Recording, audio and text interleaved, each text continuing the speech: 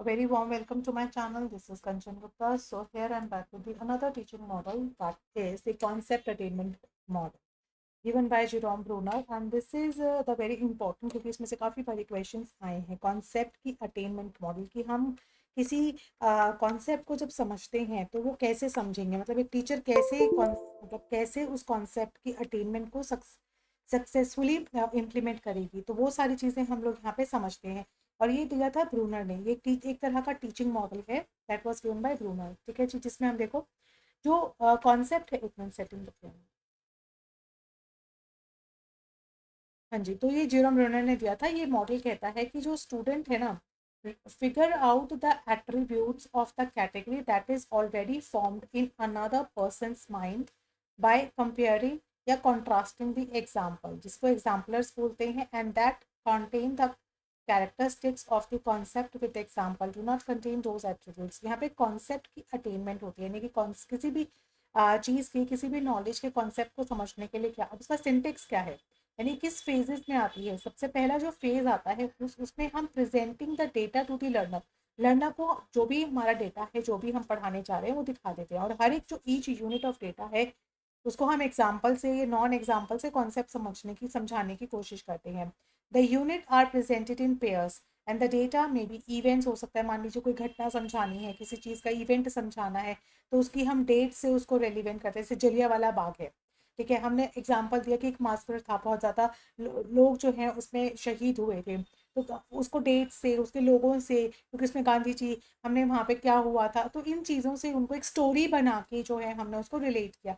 यानी कि हमें एक कॉन्सेप्ट समझाना था, उसकी अटेनमेंट के लिए हम जो है ऑब्जेक्ट्स, स्टोरीज, पिक्चर्स दिखा के जो है कॉन्सेप्ट समझाने की कोशिश करते हैं। फेज टू में स्टूडेंट टेस्ट देयर अटेनमेंट, अब स्टूडेंट को कितना समझ में आया है वो उसको टेस्ट करता है कॉन्सेप्ट को, and first by correctly identifying the additional unlabelled examples of the concept, फिर then generating their own examples. एक बार समझ में आ गया कॉन्सेप्ट लर्नर को, वो क्या करता है, उसे कुछ एग्जाम्पल्स जनरेट करता है। और थर्ड फेज में students begin to analyse the strategies by which they attain the concept, और उसके बाद वो स्ट्रैटेजी अपना लेता है जिससे उसको कॉन्सेप्ट की अटेनमेंट हुई थी, यानी कि with through example, through practising वो उसको जो है अपने अंदर संभाल लेता है। तो ये पूरा एक जो है कॉन्सेप्ट के अटेनमेंट के सिंटेक्स था।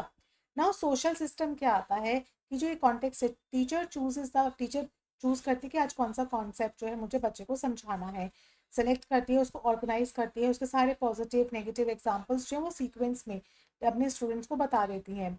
दो थ्री मेजर फंक्शंस आते हैं इसमें टीचर के, है ना, टीचर के जिसमें कॉन्सेप्ट एक्टिविटी, जिसमें रिकॉर्ड करना, प्रॉम्प्टिंग करना, यानी कि बच्चों को हाँ हाँ मतलब ऐसा था ना, एक प्रॉम्प्ट करना कि ये सब सही बोल रहे हो, आगे बताओ, and present the additional data, कि उसको कुछ एक्स्ट्रा नॉलेज, जो बच्चे एग्जाम्पल लेके आए हैं जिसे समझे, उसको एक्स्ट्रा एक्स्ट्रा जो है एडिशनल कुछ डेटा के साथ में समझाना। नाउ प्रिंसिपल ऑफ रिएक्शंस, कि इस चीज़ का जो कॉन्सेप्ट हमने बच्चों को दिया है उसका रिएक्शन क्या आता है।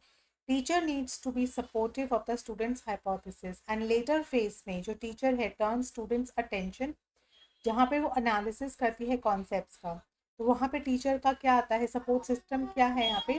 यहाँ पे पॉजिटिव और नेगेटिव जो एग्जाम्पल्स हैं प्रेजेंटेड टू द स्टूडेंट्स को प्रेजेंट किए जाते हैं, कि ताकि बच्चे को कॉन्सेप्ट की अटेनमेंट अच्छे से हो जाए। उसके बाद जो है students are presented with the example, जिसमें एक एक एट्रीब्यूट हो वो रिकॉर्ड किया जाता है। ठीक है, अब इसके कुछ नर्चर और उसके जो इंस्ट्रक्शनल इफेक्ट्स देखने को मिलते हैं वो यहाँ पर है। जैसे यहाँ देखो कॉन्सेप्ट अटेनमेंट का जो ये एरो वाला है वो इंस्ट्रक्शनल इफेक्ट्स हैं, जैसे नेचर ऑफ द कॉन्सेप्ट का नेचर क्या है, इम्प्रूव्ड द बिल्डिंग स्ट्रैटेजी क्या है, स्पेसिफिक कॉन्सेप्ट्स क्या है, और इंडक्टिव रीजनिंग क्या है, कि बेसिकली यहाँ का स्पेसिफिक कॉन्सेप्ट है क्या चीज़, तो वो इंस्ट्रक्शनल में आ गया। और उसका नर्चरेंट इफेक्ट क्या आता है कि हमें डिफरेंट डिफरेंट ओपिनियंस देखने को मिलते हैं, एम्बिग्विटी जो है वो टॉलरेंस हो जाती है, एंड सेंसिटिविटी जो है टू द लॉजिकल रीजनिंग की, क्योंकि हम कुछ क्वेश्चन पुट कर रहे हैं और किसी तरीके से कर रहे हैं, उसकी जो सेंसिटिविटी है वो होल्ड हो जाती है, वो कम्युनिकेशन में हेल्प आती है।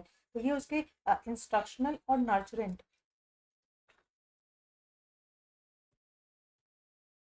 क्लियर है ये।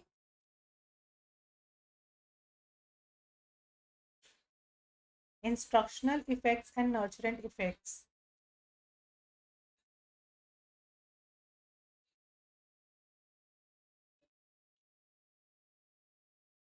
जो इंस्ट्रक्शनल इफेक्ट्स होते हैं आर दोज जो directly achieved by leading the learner into a certain directions, कि हम किसी डायरेक्शन में जब लर्नर को डालते हैं, है ना, तो उसमें डायरेक्ट डायरेक्ट जो हमारा आता है रिजल्ट, जैसे हमें कॉन्सेप्ट का नेचर पता चल जाता है, इम्प्रूव्ड दी कॉन्सेप्ट, हमें स्ट्रैटेजीज जो हम लोग लगा रहे हैं उससे हमारे कॉन्सेप्ट की इम्प्रूवमेंट हो जाती है, स्पेसिफिक कॉन्सेप्ट समझ में आता है और इंडक्टिव रीजनिंग हो जाती है।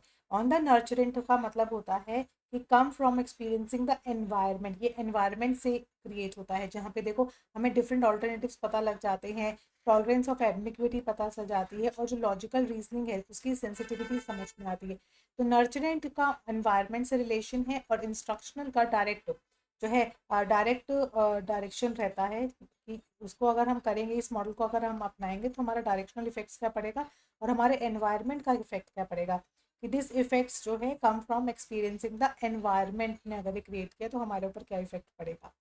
क्लियर है ये कॉन्सेप्ट। इसके जो नेक्स्ट कॉन्सेप्ट आएगा वो आएगा कॉग्निटिव डेवलपमेंट मॉडल, ये मैं अलग अगली क्लास में कराऊंगी।